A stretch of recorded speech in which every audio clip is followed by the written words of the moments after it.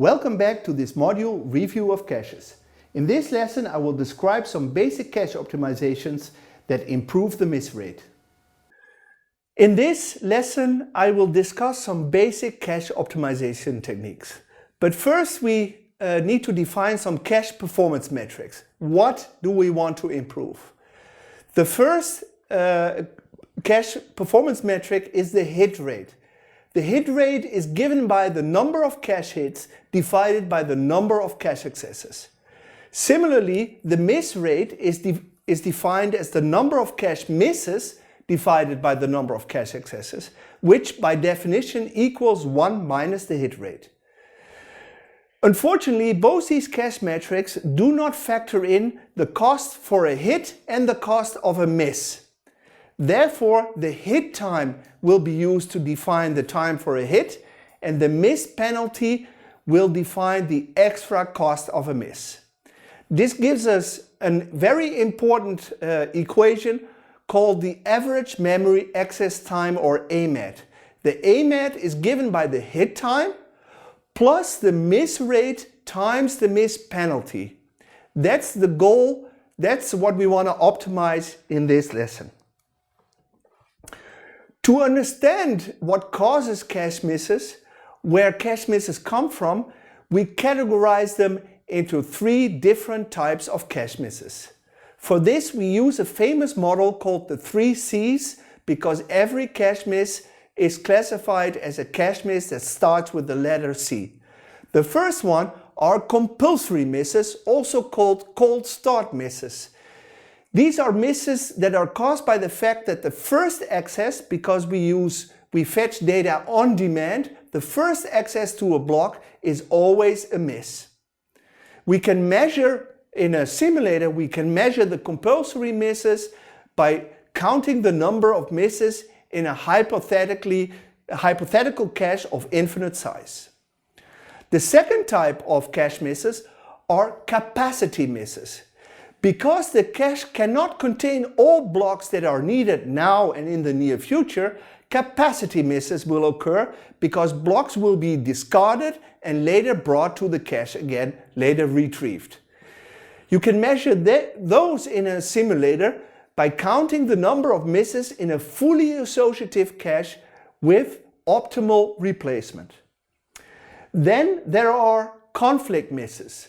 These are misses that occur because several blocks map to the same cache block that map to the same set. They're also called collision misses because the cache blocks collide on the same set. And basically all other misses can be classified as conflict misses. So how can we improve cache performance? Here's again the equation for the average memory access time given by the hit time plus the miss rate times the miss penalty. First, how do we reduce the hit time? Right? We can reduce the hit time by using relatively small and simple caches. Right? Then, how can we reduce the miss rate? We can first reduce the miss rate by increasing the block size.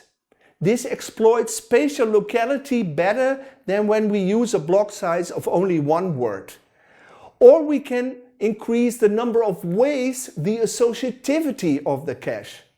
Or we can build bigger caches, we can use larger caches, but this usually has a negative influence on the hit time. This shows, and this is very often the case in computer engineering, computer architecture, that we need to make a trade-off. And the third way to improve the average memory access time is to reduce the miss penalty. And I will discuss in this lesson 2 techniques to do so. First, employing multi-level caches, and second, to give priority to read misses over writes. First, let's look at larger blocks, larger block sizes, because blocks of 1 word do not fully exploit spatial locality. Why would it make sense to use larger blocks? Well, it's simply more efficient to transfer n words at once than to transfer n single words. The typical block size for the first level cache, the level 1 or L1 cache, is for example 32 bytes, 8 words, or 64 bytes, 16 words in MIPS terminology. A larger block size reduces the miss rate because now we better exploit spatial locality, but it increases the miss penalty. Let me show you an example to illustrate this. I make the following assumptions. The hit time is always 1 clock cycle. The miss penalty is 10 plus the number of words per block clock cycles, and the miss rate is summarized in this table here. When we increase the block size from 4 byte to 8 byte, the miss rate reduces from 10% to 6%, etc., etc., etc. Every time the miss rate reduces a little bit up to using a very large cache block size of 128 bytes. But now the question is, which block size has the smallest average memory access time? To calculate that, we need to calculate also the miss penalty. It's 11 for 4 bytes, 12 for 8 bytes, and so on, up to 42 for 128 bytes, because 128 bytes corresponds to, let me calculate, 16 words. No, 32 words. Yes, exactly, that gives 42.